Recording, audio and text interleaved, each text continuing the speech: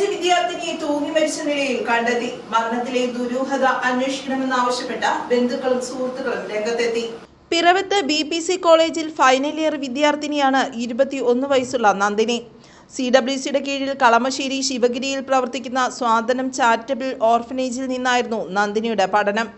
ശനിയാഴ്ച രാവിലെയാണ് ഓർഫനേജിൽ നന്ദിനി തൂങ്ങി മരിച്ച നിലയിൽ കാണപ്പെട്ടത്. ഓർഫനേജിലെ ആളുകൾ പരസ്പര വിരുദ്ധമായാണ് സംസാരിക്കുന്നതെന്ന് ബന്ധുക്കളും സുഹൃത്തുക്കളും പറഞ്ഞു. മൃതദേഹം പോസ്റ്റ്മോർട്ടത്തിന് ശേഷം പെരുമ്പാവൂർ തണ്ടേക്കാട് വസതിയിൽ എത്തിച്ചപ്പോഴാണ് ഈ കാര്യം ഇവർ അറിയിച്ചത്. ഞാൻ നേരത്തെ അവിടെ സ്ഥാപനത്തിൽ നിന്നിട്ടുള്ളതാണ്. എനിക്ക് കുട്ടീനെ നന്നായിട്ട് അറിയാം. സത്യം പറഞ്ഞാൽ ഈ കുട്ടി ഇങ്ങനെയൊന്നും ചെയ്യുന്ന ഒരാളല്ല. അവളുടെ അമ്മ മരിച്ചപ്പോൾ പോലും അവൾ വളരെ സ്ട്രോങ് ആയിട്ട് നിന്ന ഒരാൾ. വെള്ളിയാഴ്ച കോളേജിൽ നിന്ന് വരുമ്പം ഹാപ്പി ആയിട്ട് പോകുന്ന ഒരാൾ.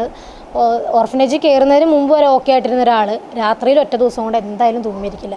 അങ്ങനെ ചെയ്യാനാണെങ്കിൽ അവരുടെ ലൈഫിൽ അവൾക്ക് ഒറ്റപ്പെട്ടു പോകുന്ന സാഹചര്യങ്ങൾ, ആരും കൂടിയില്ലാത്ത സാഹചര്യം ഒരുപാട് വന്നിട്ടുണ്ട്. അപ്പോഴൊന്നും ചെയ്യാത്ത ഒരാൾ എപ്പോഴും എൻ്റെ അടുത്ത് പറയുന്നത്, ചേച്ചി എനിക്ക് പഠിക്കണം, എനിക്ക് പഠിച്ചൊരു പൊസിഷനിലെത്തണം. എൻ്റെ എല്ലാവരുടെ മുമ്പിൽ, വീട്ടുകാരുടെ ആൾക്കാരുടെ മുമ്പിൽ എന്നെപ്പോലെ വരുന്ന ഒരുപാട് കുട്ടികൾക്ക് എനിക്കൊരു ഇൻസ്പിറേഷൻ ആവണമെന്ന് പറഞ്ഞ് നടന്ന ഒരാൾ പെട്ടെന്നൊരു ദിവസം അങ്ങനെ ചെയ്യില്ല. അങ്ങനെ ചെയ്യണമെന്നുണ്ടെങ്കിൽ അതിന് തക്കതായിട്ടുള്ളൊരു കാരണം ഉണ്ടായിട്ടുണ്ട്.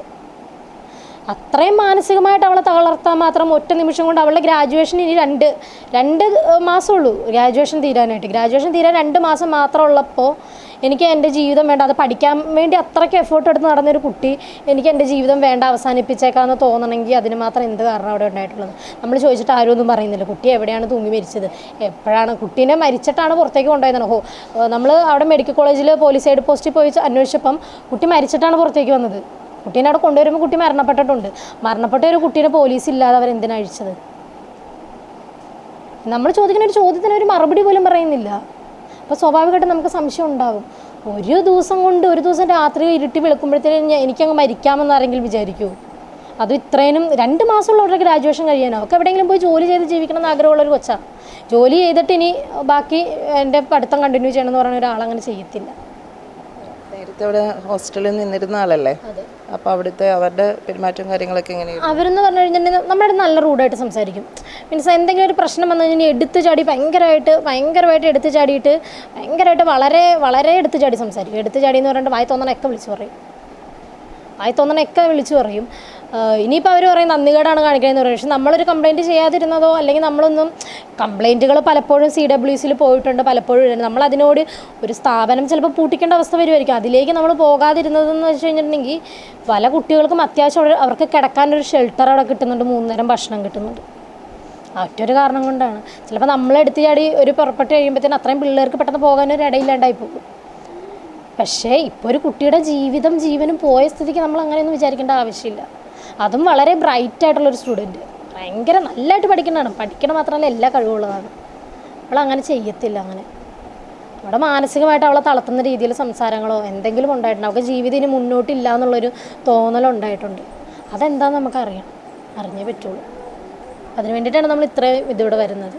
കുട്ടിയുടെ കോളേജിൽ പോലും അറിയിച്ചത്, ഞാൻ എൻ്റെ വീട് പിറവത്താണ്, കുട്ടിയുടെ കോളേജ് പിറവത്താണ്. ഞാനാണ് വിളിച്ച് പറയുന്നത് കുട്ടിയുടെ കോളേജിൽ ഇങ്ങനെ എനിക്കും ഇവൾ മരിച്ചു എന്നൊരു ന്യൂസ് വന്നപ്പോൾ സൂസൈഡ് എനിക്ക് അക്സെപ്റ്റ് ചെയ്യാൻ പറ്റുന്നില്ല. ആൾ മരിച്ചു എന്നുള്ള കാര്യം. ആളങ്ങനെ ചെയ്യില്ല.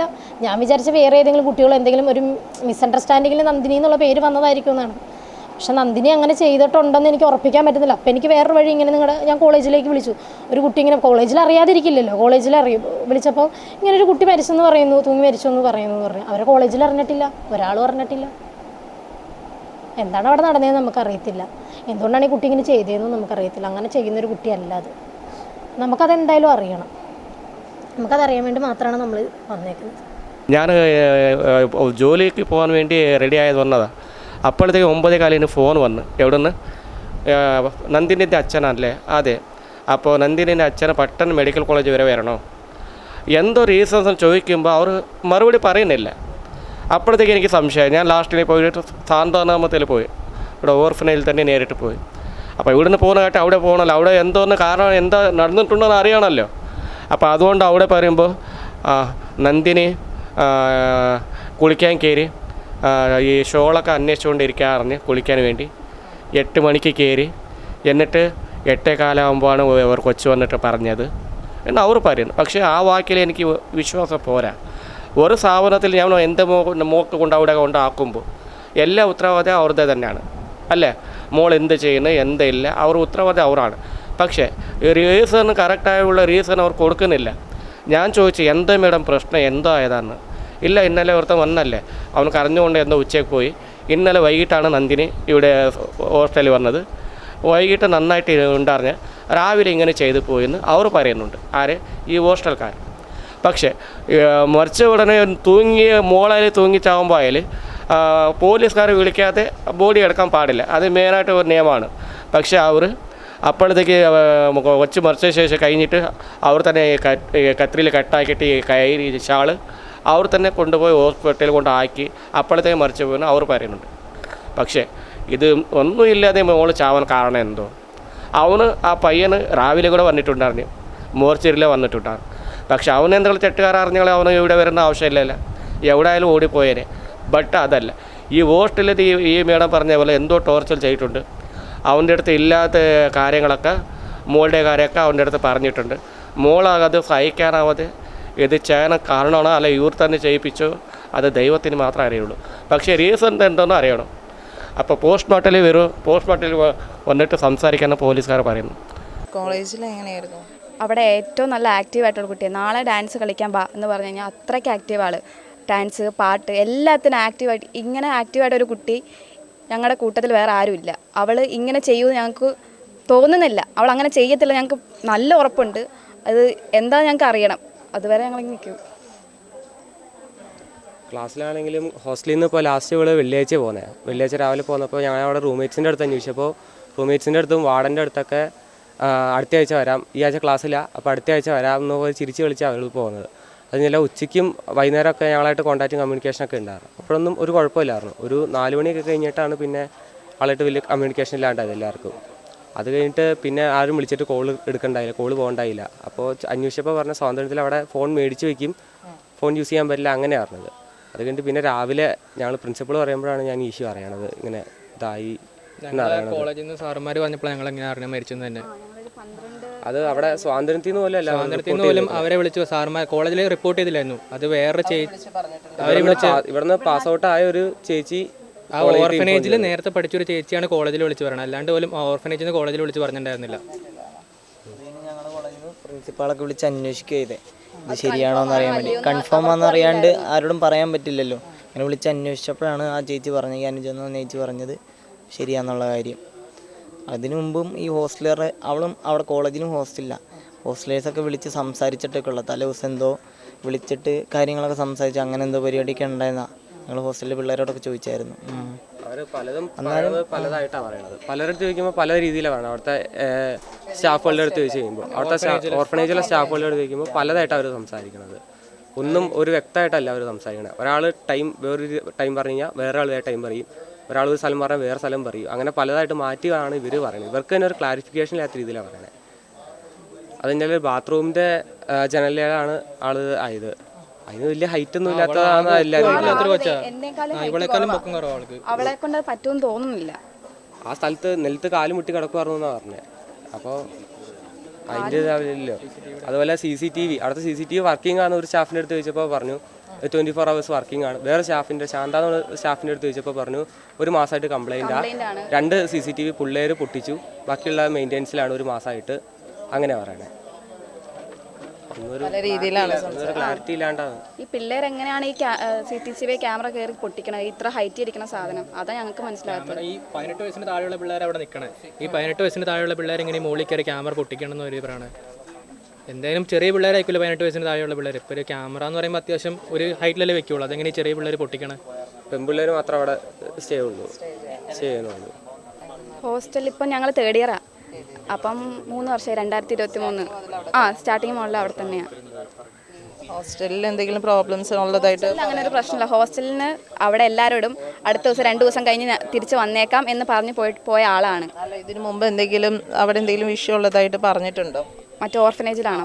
അവരിങ്ങനെ ഓരോന്നും കുത്തിച്ച് സംസാരിക്കും എന്ന് അവൾ പറഞ്ഞിട്ടുണ്ട്. അല്ലാതെ കാര്യമായിട്ട് ഞങ്ങളുടെ അടുത്തൊന്നും പറയില്ല. അവളെ നോവിച്ച് ഹേർട്ട് ചെയ്യാനുള്ള രീതിയിലുള്ള കാര്യങ്ങൾ അവർ സംസാരിക്കും. അങ്ങനെയാണ് അവൾ പറഞ്ഞിട്ടുള്ളത്.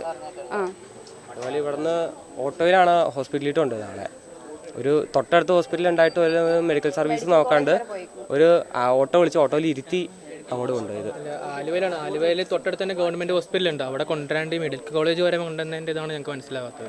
നന്ദിനിയുടെ മരണത്തിന് പിന്നിലെ സത്യാവസ്ഥ പുറത്തു കൊണ്ടുവരണമെന്ന് ജില്ലാ പഞ്ചായത്ത് പൊതുമരാമത്ത് സ്റ്റാൻഡിംഗ് കമ്മിറ്റി ചെയർമാനും അയൽവാസിയുമായ PA മുക്താർ അറിയിച്ചു.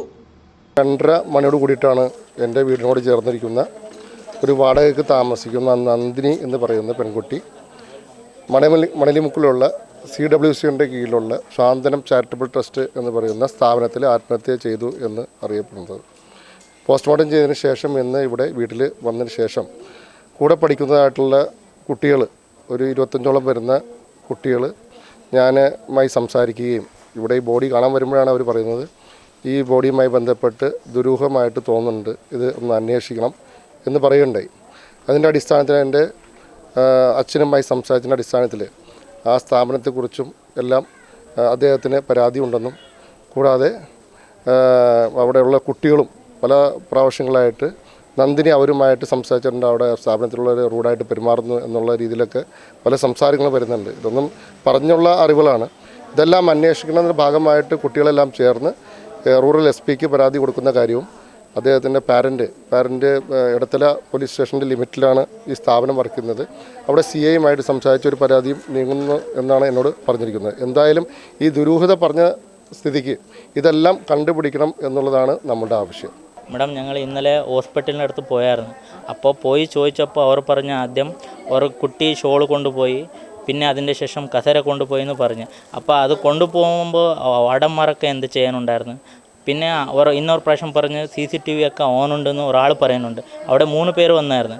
CCTV ഓണുണ്ട് എന്ന് പറഞ്ഞ്. ഇന്നൊരാൾ പറയുന്നുണ്ട് 2 മാസമായി അത് കേടായി പോയിട്ടുണ്ടെന്ന് അത് പറയുന്നുണ്ട്. ഞങ്ങൾക്ക് അതിനായിട്ട് ഒരു ഡൗട്ടുണ്ട്.